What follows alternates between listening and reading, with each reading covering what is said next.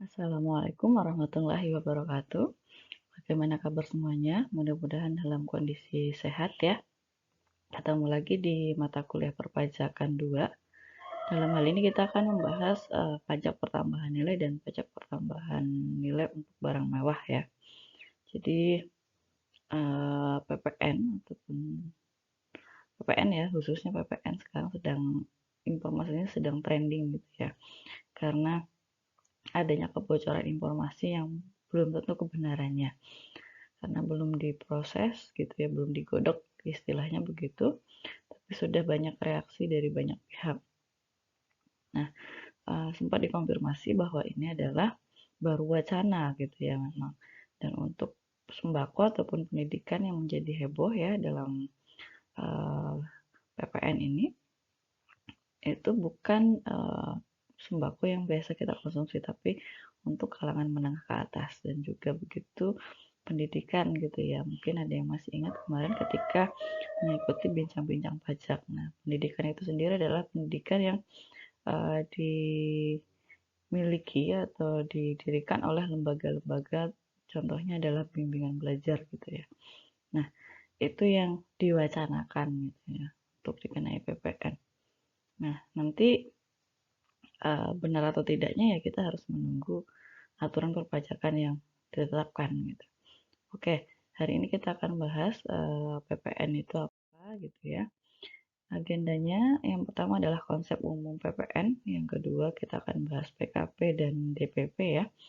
Yang ketiga administrasi PPN dan yang keempat adalah diskusi kasus. Nah, kemungkinan diskusi kasus ini nanti kita akan di forum e-learning ya, e-learningnya Putra Bangsa. Oke, yang pertama PPN itu adalah pajak atas barang konsumsi, barang ataupun jasa, di mana untuk wilayahnya di Indonesia ya, atau di dalam daerah pabean, oleh siapa? Dalam hal ini adalah oleh WPOP ataupun WP badan gitu ya, oleh orang pribadi ataupun badan. Karakteristik PPN, ada beberapa macam karakteristik PPN. Yang pertama, dia merupakan pajak objektif ya. Jadi yang dikenakan adalah objeknya gitu ya. Misal teman-teman beli pakaian di JB atau di Rita, nah yang kena PPN-nya adalah pakaian tersebut gitu ya. Kemudian pajak tidak langsung. Jadi tidak langsung ya dikenakan gitu, tapi melalui pihak perantara ketiga. Dalam hal ini adalah konsumen akhir gitu ya.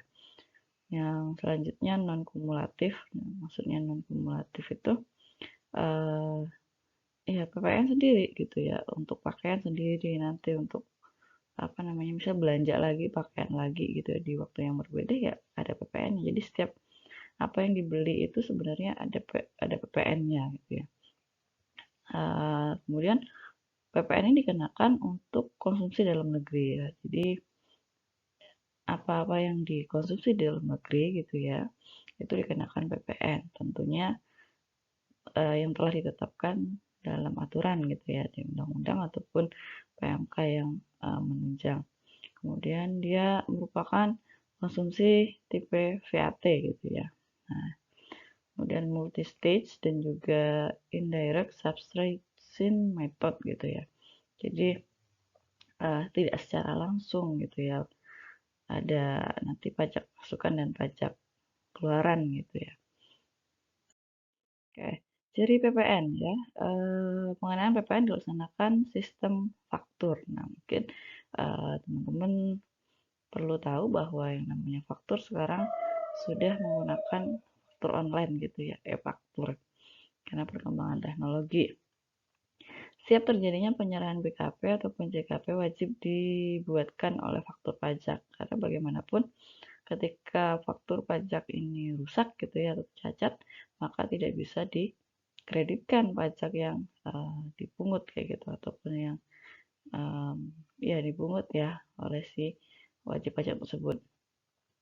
Faktur pajak merupakan bukti pungutan PPN ya. Kalau faktur pajak bagi penjual merupakan pajak keluaran, ya jual ya, maka merupakan pajak keluaran. Kemudian kalau faktur pajak bagi pembeli merupakan bukti pajak masukan gitu ya.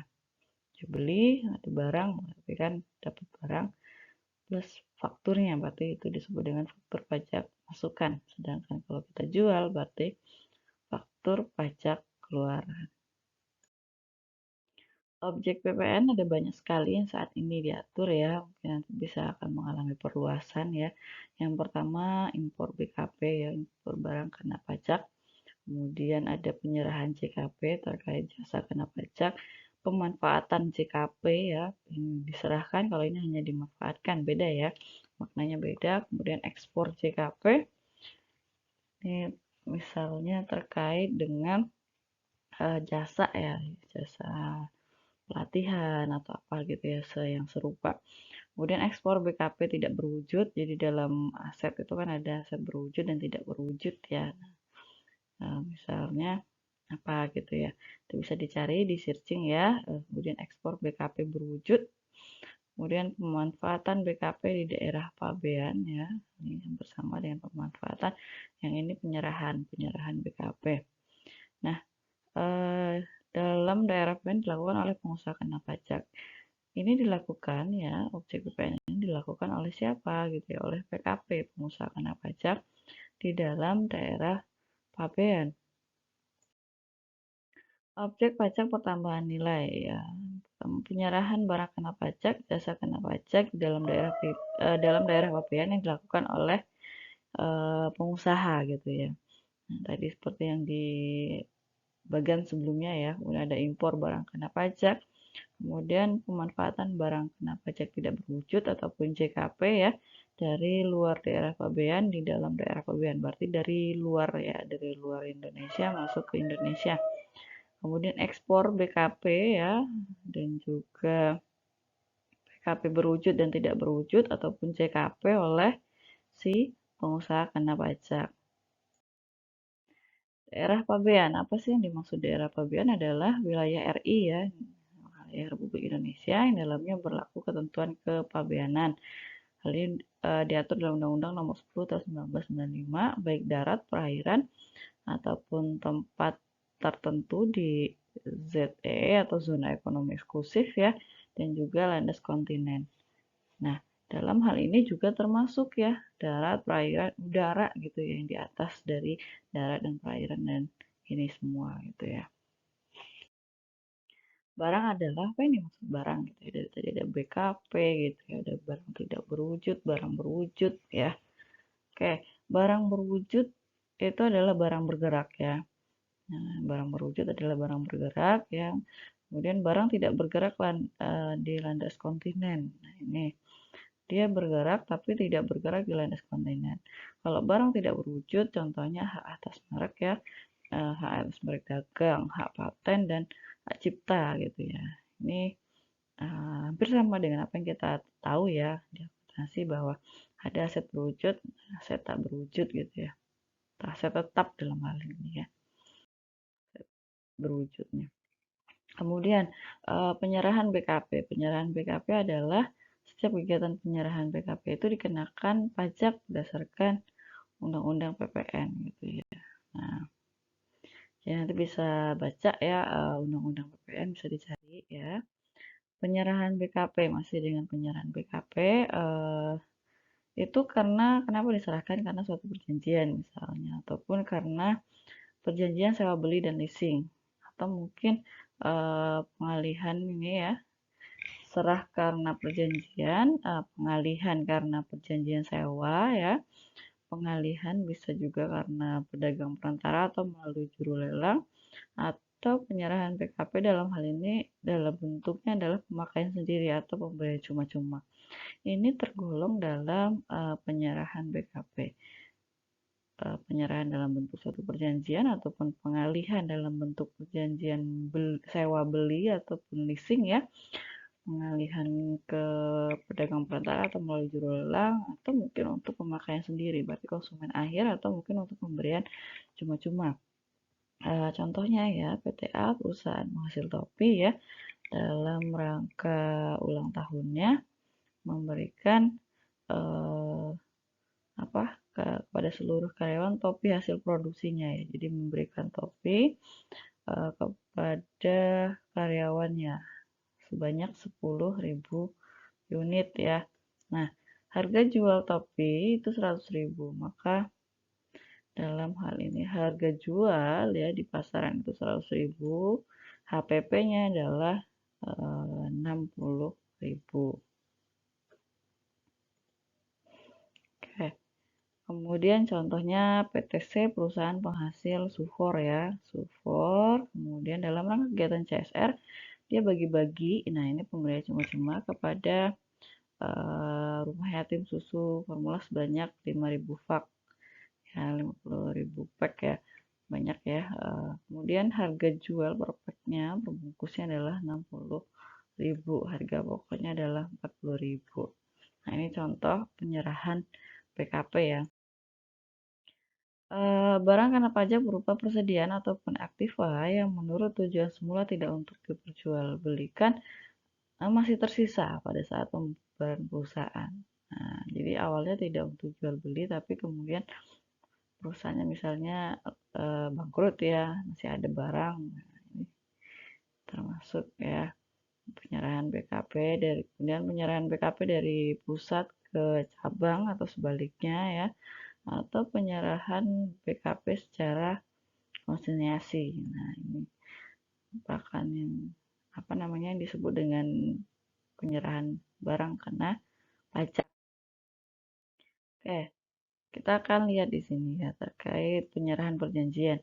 Penyerahan BKP oleh PKP ya dalam rangka perjanjian pembiayaan dilakukan berdasarkan prinsip syariah yang penyerahannya dianggap langsung dari PKP kepada pihak yang membutuhkan barang kena pajak. Nah, ini disebut dengan penyerahan perjanjian berdasarkan prinsip syariah gitu ya. Kemudian pemakaian untuk tujuan produktif ya. Dalam hal ini dimaksud pemakaian untuk tujuan produktif adalah pemakaian BKP ataupun pemanfaatan JKP untuk tujuan produktif ya. Belum merupakan penyerahan BKP dan JKP sehingga tidak terutang pajak pertambahan nilai dan pajak penjualan atas barang mewah gitu ya. Karena masih untuk digunakan untuk produksi kembali ya, misal beli alat gitu ya, alat tersebut untuk merangkai membuat suatu mobil.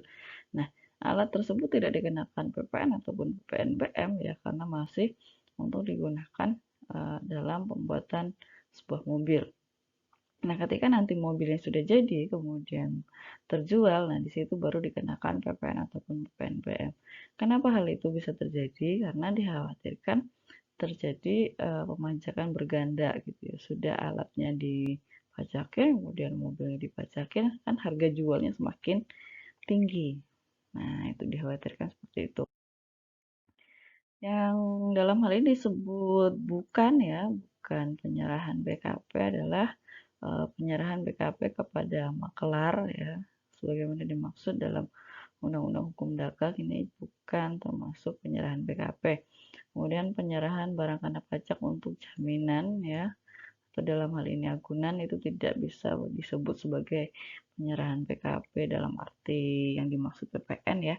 Kemudian penyerahan BKP dari pusat ke cabang dalam hal PKP melakukan pemusatan tempat pajak berutang. Nah, ini tidak disebut juga dalam hal ini sebagai penyerahan PKP. Kenapa? Karena kalau dari cabang ke pusat gitu ya, khusus pusat misalnya mencatat ya.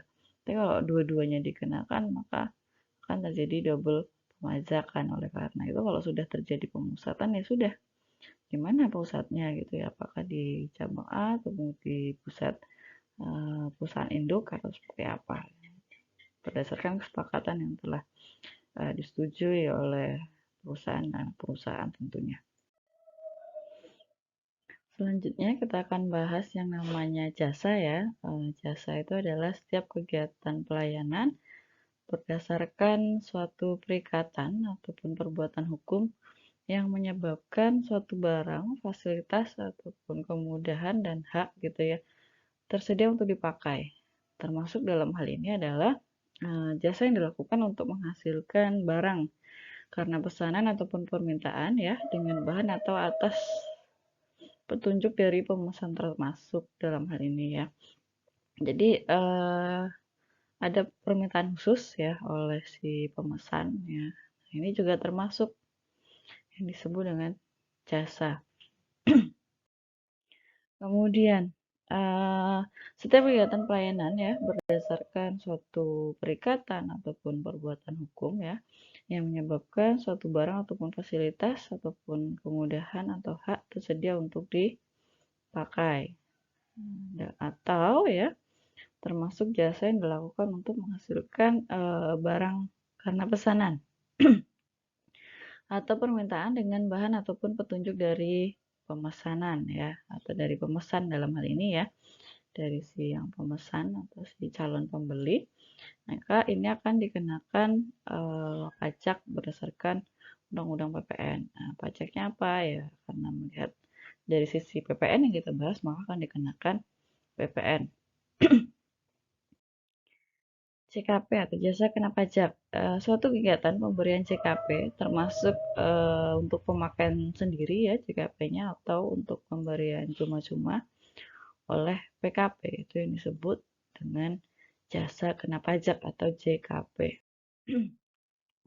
Pemanfaatan JKP ataupun BKP dalam hal ini tidak berwujud dari luar daerah pabean adalah setiap kegiatan pemanfaatan JKP ya dari luar daerah pabean di dalam daerah pabean.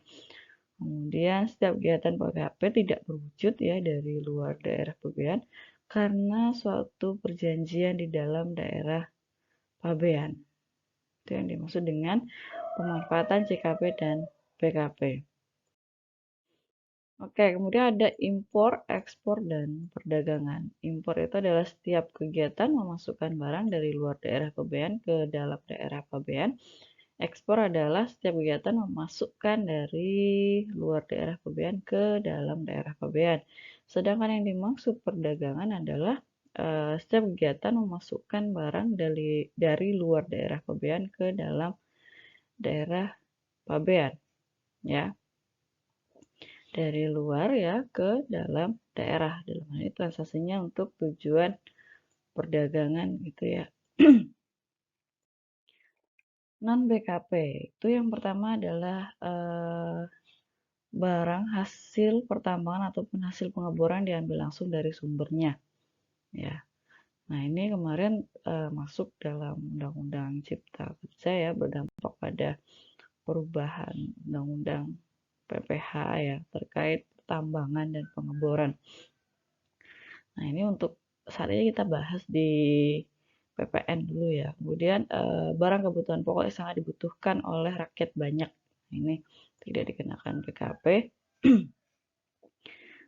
Terlepas dari isu yang ada ya. Kemudian yang nomor 3, makanan dan minuman disajikan di hotel, di restoran, di rumah makan, warung dan sejenisnya meliputi makanan dan minuman baik dikonsumsi di tempat maupun tidak ya, termasuk makanan dan minuman diserahkan oleh usaha jasa boga ataupun catering. Hati-hati ya perbedaan terhadap tarif 10% gitu ya. Apakah ini dia PPN atau bukan? Dalam hal ini adalah pajak daerah. Nah, ini hati-hati. Jangan salah dalam mengartikan oh itu dipungut, bukan dipungut ya, tapi dikenakan terkait pajak daerah misal gitu. Restoran itu kan pajak daerah, bukan masuk dalam pajak pusat.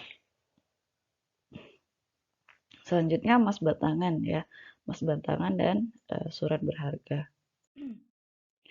Non CKP yang pertama adalah jasa pelayanan kesehatan, kemudian jasa bidang pelayanan sosial, kemudian jasa bidang pengiriman surat dan perangko ya, jasa keuangan, jasa asuransi, jasa bidang keagamaan, jasa bidang pendidikan. Ini terlepas dari isu yang saya sampaikan di awal ya, bahwa itu baru wacana, bocoran informasi yang belum digodok gitu ya.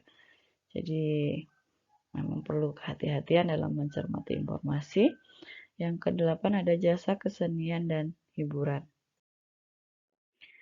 Ada jasa lainnya yang bisa dibaca, ada banyak sekali jasa, jasa angkutan umum, tenaga kerja, perhotelan, kemudian dalam rangka menjalankan pemerintah secara umum, jasa parkir ya, ini masuknya pajak daerah ya. Kemudian jasa telepon umum ya dan penggunaan uang logam, jasa pengiriman uang dengan wesel pos ataupun jasa boga. Nah, boga catering ini masuknya ke pajak daerah. Oke, kita akan bahas badan. Jadi tidak asing lagi yang namanya badan ya. Sekumpulan orang ya ataupun modal ya, yang merupakan kesatuan baik melakukan usaha maupun yang tidak melakukan usaha. Meliputi ada PT ya, ada perseroan komunitar, ada perseroan lainnya, ada BUMN ataupun BUMD, kemudian ada masih banyak lainnya, firma, kongsi, dan seterusnya ya.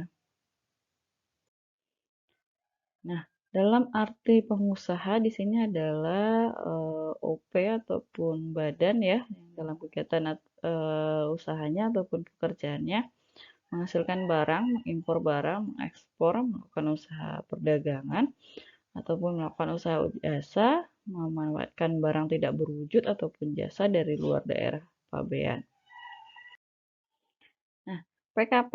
Kalau PKP tadi baru pengusaha saja, kalau PKP adalah pengusaha ya yang melakukan penyerahan BKP ataupun CKP yang dikenakan pajak berdasarkan Undang PPN. Nah, dalam hal ini tidak termasuk kecuali pengusaha kecil ya. Tidak termasuk pengusaha kecil ya, karena kalau pengusaha kecil tersebut memang tidak memilih untuk dikukuhkan sebagai PKP. Beda kasusnya kalau pengusaha kecil memilih untuk dikukuhkan sebagai PKP gitu ya. Pengusaha kena pajak. Pengusaha yang melakukan penyerahan PKP ya, wajib melaporkan usahanya untuk dikukuhkan sebagai PKP dan wajib memungut ya, nyetor dan melaporkan ya, PPN dan juga pajak penjualan atas barang mewah yang terutang gitu ya, PPNBM. Nah, pengusaha kecil yang memilih untuk dikukuhkan sebagai pengusaha kena pajak ini seperti yang saya sampaikan di awal, ketika memang memilih untuk dikukuhkan, maka dia wajib memungut, menyetor dan melaporkan PPN dan PPNBM gitu ya. Oke, yang dimaksud menghasilkan adalah kegiatan mengolah melalui proses mengubah bentuk ataupun sifat ya suatu barang dari bentuk aslinya bisa menjadi barang baru ataupun menjadi daya guna baru. Yang kedua yang dimaksud menghasilkan adalah dalam hal ini mengolah ya sumber daya alam yang ada, misalnya seperti air mineral itu ya, sumber daya alam yang ada. Menyuruh OP ataupun badan melakukan kegiatan tersebut pada huruf 1 dan 2 di atas. Nah, ini juga termasuk definisi dari menghasilkan. DPP-nya bisa harga jual ya, bisa penggantian, bisa nilai impor, bisa nilai ekspor ataupun nilai lain yang ditetapkan oleh Menteri Keuangan, di mana ini dipakai sebagai dasar untuk menghitung pajak yang terutang gitu ya.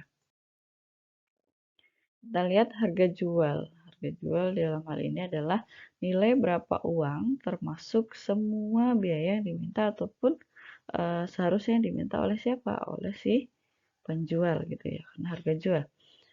Dalam hal ini karena penyerahan BKP tidak termasuk PPN yang dipungut menurut Undang PPN dan potongan harga yang dicantumkan dalam faktur pajak. Jadi hanya harga jualnya saja gitu ya. Jadi tidak plus PPN, tidak plus potongan harga. Itu yang dimaksud harga jual. Kemudian penggantian adalah nilai berupa uang ya, termasuk semua biaya yang diminta ataupun seharusnya diminta oleh pemberi jasa karena penyerahan PKP tidak termasuk ya PPN yang dipungut menurut Undang-Undang PPN dan potongan harga ya yang dicantumkan dalam faktur pajak. Nilai impor adalah nilai berapa uang yang menjadi dasar penghitungan bea masuk ditambah pungutan lain yang dikenakan pajak berdasarkan ketentuan perundang-undangan kepabeanan. Dalam hal ini untuk impor BPKB ya, tidak termasuk pajak yang dipungut menurut undang-undang. Harga jual adalah nilai berapa uang termasuk semua biaya yang diminta ataupun seharusnya diminta oleh penjual BKP Nah, dalam hal ini tidak termasuk PPN ataupun potongan harga. Yang termasuk dalam pengertian biaya adalah misalnya biaya pengangkutan, asuransi ya, ataupun bantuan teknik, pemeliharaan, dan garansi. Nah, ini termasuk semua biaya dalam hal ini ya, yang digunakan atau yang diminta gitu ya oleh si penjual BKP. Itu definisi dari harga jual. Penggantian adalah nilai berapa uang termasuk semua biaya yang diminta atau seharusnya diminta oleh pengusaha karena penyerahan CKP, ekspor CKP ataupun ekspor barang kena pajak tidak berwujud. Dalam hal ini tidak termasuk PPN dan potongan harga yang tercantum di faktur pajak. Jadi poin ini memang menjadi pengecualian ya di setiap item. Nilai impor adalah nilai berapa uang yang menjadi dasar penghitungan bea masuk ditambah pungutan yang dikenakan sesuai Undang-Undang Pabean ya, tidak termasuk PPN ataupun PPN BM. Nilai impor bisa dihitung dengan cara harga impor ya, masih ingat, mungkin ada yang teman-teman masih ingat, cost, insurance, freight ya, plus bea masuk. Nah, PPN-nya adalah 10% dari nilai impornya tersebut. Nilai ekspor ya, nilai berupa uang termasuk biaya diminta ya, atau yang seharusnya diminta oleh eksportir, misalnya dalam hal ini ya, nilai yang tercantum dalam dokumen pemberitahuan ekspor barang yang telah di-VAT muat oleh Direktorat Jenderal Bea Cukai. Cara penghitungannya karena tarifnya 0%, maka 0% kali nilai ekspor ya. Bukan berarti tidak dikenakan pajak, tapi dikenakan pajak, cuman tarifnya adalah 0% untuk PPN. Kemudian DPP nilai lain ya, jenis-jenis nilai lain bisa harga jual ataupun penggantian setelah dikurangi laba kotor, bisa perkiraan harga jual rata-rata ataupun harga pasar wajar, atau bisa juga persentase tertentu dari harga jual, tagihan ataupun imbalan harga faktual yang dalam hal ini dianggap wajar. Nah, ya, ini DPP lainnya yang bisa digunakan dalam penghitungan PPN. Pemakaian sendiri, untuk pemakaian sendiri DPP-nya adalah HPP, harga pokok penjualan ya, harga jual atau harga penggantian dikurangi laba bruto. PPN-nya adalah 10% dari HPP, harga pokok penjualan ya. Kemudian untuk pemberian cuma-cuma, DPP-nya adalah harga pokok penjualan, dalam hal ini harga jual atau penggantian dikurangi laba bruto. PPN-nya adalah 10% kali harga pokok penjualan. Penyerahan PKP ataupun CKP dari pusat ke cabang atau sebaliknya, dan penyerahan PKP ataupun CKP antar cabang ya, maka DPP-nya adalah harga jual atau penggantian dikurangi laba kotor ya. PPN-nya 10% ya kali harga jual ataupun penggantian dikurangi laba kotor. Kemudian untuk DPP atas transaksi dengan falas ya, apabila harga jual ataupun penggantian menggunakan valuta asing ya, dasar pengenaan pajaknya bisa digunakan, yang pertama adalah nilai konversi menurut kurs KMK ya, kurs Kementerian Keuangan, yang berlaku pada saat pembuatan faktur pajak. Ya, jadi pertanggal ya, pertanggal faktur pajak kursnya berapa. Dalam hal penyerahan kepada pemungut PPN atau WAPU ya, menggunakan nilai konversi menurut KMK yang berlaku pada saat pembayaran atas harga jual ataupun dalam hal ini harga jual PKP ataupun CKP yang bersangkutan. Nah, nanti bisa dilihat pemungut PPN-nya dalam hal ini ya. Kurs KMK atau kurs menurut Kementerian Keuangan di atas diumumkan secara periodik ya, setiap pekan sekali yang berlaku untuk masa 1 pekan. Jadi berbeda dengan kurs yang kita tahu ya, misalnya kurs BI. Kurs BI kan berubah setiap hari ya. Kalau kurs Menteri Keuangan berubahnya adalah bisa jadi akan sama ataupun beda itu ya. Itu untuk seminggu sekali ya. DPP atas penyerahan BKP yang tergolong mewah itu dilakukan oleh PKP yang menghasilkan BKP yang tergolong mewah atau atas impor barang kena pajak yang tergolong mewah, maka dasar pengenaan pajaknya tidak termasuk PPN dan PPNBM. Penyerahan BKP yang tergolong mewah yang dilakukan oleh PKP selain pengusaha yang menghasilkan BKP yang tergolong mewah ataupun impor ya. Dasar pengenaan pajaknya atau DPP-nya termasuk pajak penjualan barang mewah yang dikenakan atas perolehan ataupun atas impor barang kena pajak yang tergolong mewah tersebut. Selain ya, ini bedanya di sini. Ini yang menghasilkan ya, ini yang menghasilkan. Kalau ini selain pengusaha yang menghasilkan gitu ya. Maka dihitung PPN-PPNBM-nya. Tarif PPN 10%, kecuali untuk ekspor ya tarifnya 0% ya. Baik ekspor BKP tidak berwujud ataupun ekspor CKP. Jenis pemungutan PPN ya diatur sejak tanggal 2004 ya. Diatur dalam hal ini ada bendaharawan pemerintah baik pusat maupun daerah ya, dananya dari APBN ataupun APBD, kantor pembendaraan dan kas negara, BUMN ataupun BUMD gitu ya. PPN yang terutang ya, pemungut PPN ya. Pemungut PPN itu adalah PPN yang terutang atas transaksi penyerahan BKP ataupun CKP yang dipungut oleh si PKP penjual. Pembeli BKP ataupun CKP ya wajib membayar kepada PKP penjual sebesar harga jual plus PPN 10%. Nah, pembeli berarti akan mendapatkan faktur ya. Faktur apa? Membeli berarti ada barang, maka faktur masukan ya. Pajak masukan. Ya, dapat faktur yang disebut dengan pajak masukan. Kemudian apabila pembeli BKP ataupun CKP tersebut berstatus pemungut PPN, dalam hal ini pembeli khusus ya, PPN yang terutang atas penyerahan BKP ataupun CKP yang tidak dipungut oleh PKP penjual, melainkan disetor langsung ke kas negara oleh pemungut PPN tersebut. Ya, karena tadi ya pembeli khusus ya. Yang selanjutnya adalah pemungut PPN hanya membayar kepada PKP penjual sebesar harga jual, sedangkan 10%-nya disetor langsung ke kas negara. Jenis pemungut PPN dalam hal ini ya harga jual ataupun penggantian telah termasuk PPN. Maka PPN yang terutang atas penyerahan BKP ataupun CKP dihitung dengan formula seperti ini. Jika harga atau penggantian atau harga jual itu sudah termasuk PPN, maka kita harus mengeluarkan PPN-nya dengan cara seperti ini ya. Ya, PPN terutang, cara menghitungnya PPN terutang adalah seperti ini.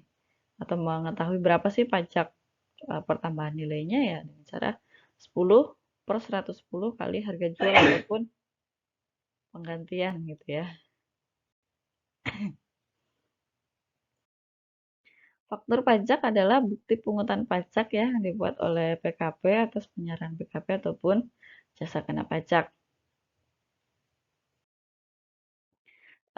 Faktur pajak standar. Nah, ini nanti teman-teman bisa juga melihat atau mencari informasi terkait faktur ya. Kalau ini kan yang bentuknya apa namanya kertas gitu ya, paper ya.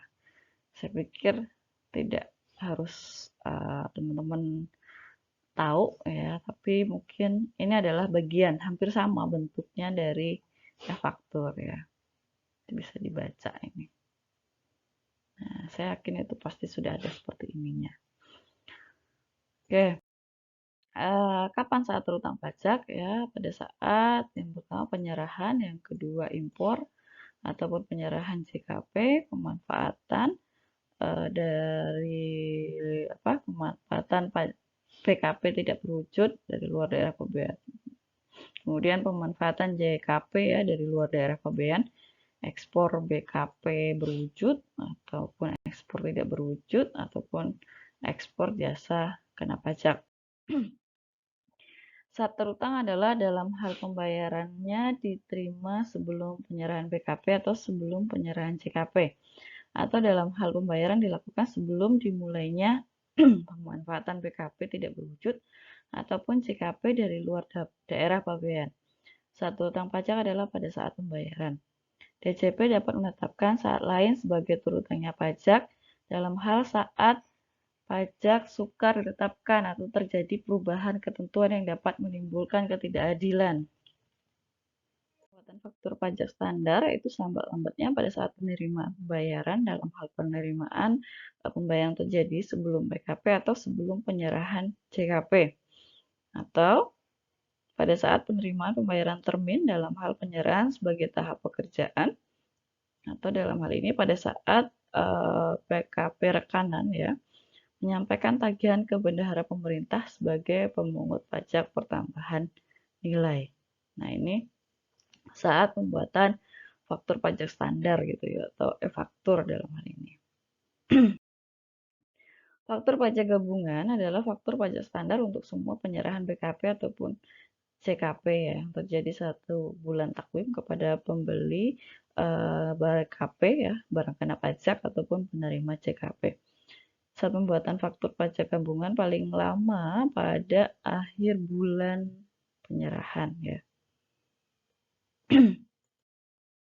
Kemudian ini tadi sudah ya terkait faktur pajak sederhana. Jadi lebih saya tekankan adalah untuk mengenal lebih ke e-faktur pajak gitu ya. Bisa teman-teman dapatkan atau mungkin nanti ya ketika mengikuti webinar minggu depan kita akan mengenal pajak PPN dan PPNBM ya. Dokumen-dokumen tertentu sebagai faktur pajak bisa PIB yang dilampiri SSP ataupun di pungutan pajak oleh Ditjen Bea Cukai atas impor BKP. Kemudian PEB yang telah di-fiat oleh Ditjen Bea Cukai dengan dilampiri invoice ataupun surat perintah pengiriman barang yang dibuat oleh Bulog ataupun Dolog untuk penyaluran tepung terigu. Faktur nota bon penyerahan yang dibuat oleh Pertamina ya untuk penyerahan BBM atau BBM ya. Untuk penyerahan BBM ataupun bukan BBM. Kemudian tanda pembayaran ataupun kwitansi ya. Tiket ataupun RW bill atas penyerahan jasa angkutan udara dalam negeri. SSP pembayaran PPN atas pemanfaatan PKP tidak berwujud ataupun CKP dari luar daerah pabean. Saat pembuatan faktur pajak standar ini diterbitkan setelah melewati 3 bulan ya, itu merupakan batas waktu ya. Kalau melebihi dari batas waktu tersebut bukan merupakan faktur pajak standar gitu ya. Jadi kalau sudah melewati batas waktu maka bukan merupakan faktur pajak standar gitu ya. Kemudian dibuat ini ya, terkait administrasi perpajakan dibuat rangkap 2 gitu ya. Nah, nanti kalau menggunakan e-faktur akan lebih mudah sebenarnya gitu. Ya, untuk kode ya 1, 2, 3 gitu ya bisa diperhatikan gitu ya. Untuk 2 itu transaksi, 1 itu status ya, 3 itu cabang misalnya ada cabangnya. Ini nanti bisa dilihat juga ini nomor-nomornya. Kalau sudah menggunakan e-faktur akan lebih mudah karena pastinya akan dibantu gitu ya oleh pembuat aplikasi tersebut ya dalam hal ini ya. Oke, kode status, kemudian ini nomor seri ya, 2 digit tahun penerbitan, 8 digit nomor urut ya. Penomoran diurutkan nomor 1 setiap awal tahun takwim ya, mulai bulan Januari, kecuali PKP yang baru dikukuhkan. Nomor satunya dimulai sejak masa pajak pengusaha kena pajak tersebut dikukuhkan. Nah, jadi beda perlakuannya kalau dia baru jadi PKP ya. Faktur pajak standar ya, faktur pajak yang tidak lengkap gitu ya, tidak benar. Kita bisa faktur pajak hilang, ini bisa membuat kopi dari arsip faktur pajak tersebut ya. Pembatalan apabila terjadi pembatalan transaksi, penyerahan BKP ataupun CKP ya. Padahal waktu pajaknya sudah diterbitkan, maka PKP yang menerbitkan harus melakukan pembatalan faktur ya. Selanjutnya faktur pajak pengganti ya. Penerbitan faktur pajak standar pengganti atau pembatalan faktur pajak standar hanya dapat dilakukan ya, mohon maaf. Hanya dapat dilakukan paling lambat 2 tahun sejak faktur pajak standar diganti ataupun dibatalkan. Sepanjang terhadap surat pemberitahuan masa pajak PPN ya, di mana faktur pajak standar yang diganti ataupun dibatalkan tersebut dilaporkan, belum dilakukan pemeriksaan atas PPN yang tercantum dalam faktur pajak tersebut dan belum dibebankan sebagai biaya. Nah, ini sudah faktur pajak pengganti. Kemudian nota retur ya dibuat dalam hal terjadi pengembalian barang gitu ya BKP pada penjual kecuali jika diganti dengan BKP yang sejenis ya tipenya mirip sama persis harganya juga sama itu akan berbeda. Fungsi nota retur bagi penjual bisa mengurangi pajak keluaran ya pada masa pajak diterimanya nota retur. Bagi pembeli bisa mengurangi pajak masukan pada masa pajak dibuatnya nota retur ya. Isi minimal nota retur ada nomor urut nota retur, nomor seri, nama alamat, jenis, harga jual, PPN, PPNBM, tanggal pembuatan ya, tanda tangan pembeli ya. Dokumen lengkap ya. Pengkreditan pajak masukan. Pajak masukan tadi adalah pajak yang karena pembeli yang beli gitu ya. Suatu masa pajak yang dikreditkan dengan pajak keluaran untuk masa pajak yang sama. PKP yang belum berproduksi ya, bagi PKP yang belum berproduksi ya, di baru gitu ya. Sehingga belum dilakukan penyerahan yang terutang pajak, pajak masukan karena dia hanya sebagai pembeli saja gitu ya. Dapat dikreditkan karena dia baru ya, baru berproduksi atau belum berproduksi malahan dalam hal ini. Pajak masuk yang dikreditkan harus menggunakan faktur pajak yang memenuhi persyaratan. Pajak masukan apabila dalam suatu masa pajak keluaran lebih besar daripada PM ya, pajak masukan, selisihnya harus disetor ke kas negara oleh PKP ya, paling lambat akhir bulan berikutnya. Kemudian jika pajak masukannya lebih besar daripada pajak keluarannya, selisihnya dapat direstitusi ataupun dikompensasi ke masa pajak berikutnya atau direstitusi pada akhir tahun buku ya. Pengecualian untuk pengusaha tertentu yang bergerak dalam bidang ekspor BKP tidak berwujud ataupun CKP ya, penyerahan kepada pemungut ataupun dalam hal ini belum berproduksi karena memang baru gitu ya dan tidak dipungut PPN. Beda ini perlakuannya. Pajak masukan tidak dapat dikreditkan itu karena dalam pemerolehan BKP ataupun CKP, pemanfaatan BKP tidak berwujud ataupun pemanfaatan CKP dari luar daerah pabean sebelum pengusaha dikukuhkan sebagai PKP. Nah, jadi sebelum dikukuhkan sebagai PKP ya transaksi yang terjadi sebelumnya tidak bisa menjadi pajak masukan. Atau perolehan BKP atau CKP yang tidak punya hubungan langsung dengan kegiatan usaha itu juga tidak bisa dikreditkan. Perolehan dan pemeliharaan kendaraan bermotor ya berupa sedan dan station wagon ya, kecuali merupakan barang dagangan ataupun yang disewakan. Beda kasusnya ya. Kemudian pemanfaatan ya BKP tidak berwujud ataupun CKP dari luar daerah pabean sebelum sebelum pengusaha dikukuhkan sebagai PKP. Ya, jadi sebelum dikukuhkan sebagai PKP tidak bisa dikreditkan gitu ya. Kemudian BKP atau CKP yang faktur pajaknya tidak memenuhi ketentuan peraturan perpajakan, tidak ada nama, alamat dan segala macam gitu ya. Maka tidak bisa dikreditkan. Untuk pajak masukan yang tidak dapat dikreditkan, pemanfaatan BKP tidak berwujud ataupun CKP dari luar daerah pabean yang faktur pajaknya tidak memenuhi ketentuan sebagaimana dimaksud pada pasal 13 ayat 6 atau perolehan BKP ataupun CKP yang pajak masukannya ditagih dengan penerbitan ketetapan pajak. Nah, ini karena berdasarkan hasil pemeriksaan maka tidak bisa dikreditkan. Perolehan BKP ataupun CKP ya yang pajak masukannya tidak dilaporkan dalam SPT masa PPN yang ditemukan pada waktu dilakukan pemeriksaan, maka itu juga tidak bisa dikreditkan. Perolehan BKP selain barang modal ataupun CKP sebelum mengusaha kena pajak berproduksi sebagaimana dimaksud pada ayat. Nanti dicek ya ayat berapa ini, saya lupa ini. Ditambahkan ya. Sekalian ngecek mempelajari undang-undang PPN gitu ya. Kredit pajak masukan. Pajak masukan yang dapat dikreditkan tetapi belum dikreditkan dengan pajak keluaran pada masa pajak yang sama. Jadi yang dikreditkan dalam hal ini adalah untuk masa pajak yang sama ya. Dapat dikreditkan ya pada masa pajak berikutnya paling lama 3 bulan. Setelah berakhirnya masa pajak yang bersangkutan, sepanjang belum dibebankan sebagai biaya atau belum dilakukan oleh pemeriksaan oleh DJP.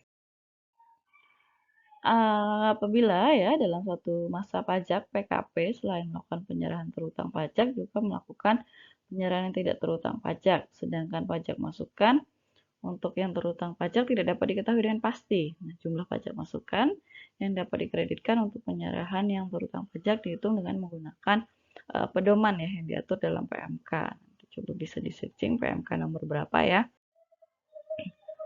Penghapusan piutang tidak mengakibatkan penyesuaian ataupun koreksi atas pajak keluaran bagi PKP penjual ya. Artinya PKP penjual tidak diperkenankan membatalkan ataupun menarik kembali pajak keluaran yang telah dilaporkan dalam SPT ya.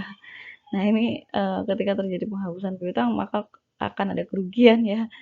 Kemudian untuk pajak masukan ya bagi PKP atau dalam hal ini PKP pembeli atau penerima jasa, artinya PKP pembeli tidak perlu membatalkan pajak masukan karena sudah dilaporkan dalam SPT.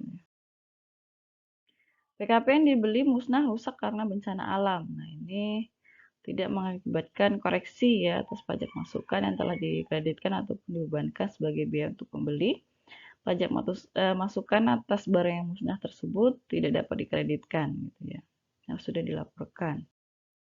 Kesalahan dalam pemungutan pajak ya. Apabila pajak yang telah dipungut tersebut telah disetor dan dilaporkan, maka PKP bersangkutan tidak bisa meminta restitusi ya. Pajak yang salah pungut ataupun dapat diminta kembali oleh pihak yang terpungut sepanjang belum dikreditkan ya atau belum dibebankan sebagai biaya. Kesalahan pemungutan dapat berupa tidak terutang PPN seharusnya misalnya, tapi terutang PPN atau terjadi pemungutan yang lebih besar dari yang seharusnya. Ini merupakan kesalahan dalam pemungutan PPN. Pedoman penghitungan PPN masukan bagi pengusaha. Oke. Untuk pedagang eceran ya, PPN masukan untuk penyerahan BKP oleh pedagang eceran dengan norma penghitungan penghasilan itu sebesar 80% dikalikan dengan pajak keluaran. Ini untuk pedagang eceran ya, yang dikukuhkan sebagai PKP. Untuk pajak keluaran dihitung dengan cara mengalihkan nilai peredaran bruto atau penerimaan bruto yang terutang PPN pada masa pajak yang bersangkutan dengan tarif PPN. PKPOP dengan jumlah peredaran bruto atau penerimaan bruto selama 1 tahun buku tidak lebih dari 4,8 miliar ya.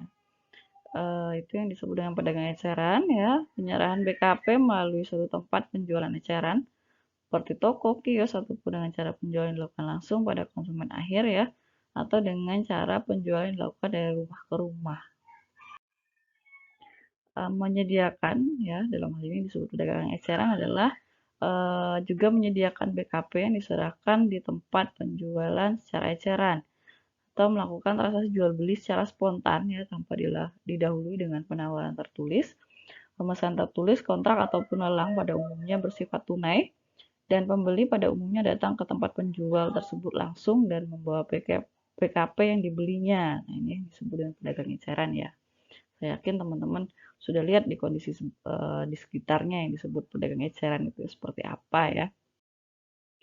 Pengusaha selain pedagang eceran untuk penyerahan BKP yang dilakukan PKP selain pedagang eceran adalah 70% dikalikan dengan pajak keluaran.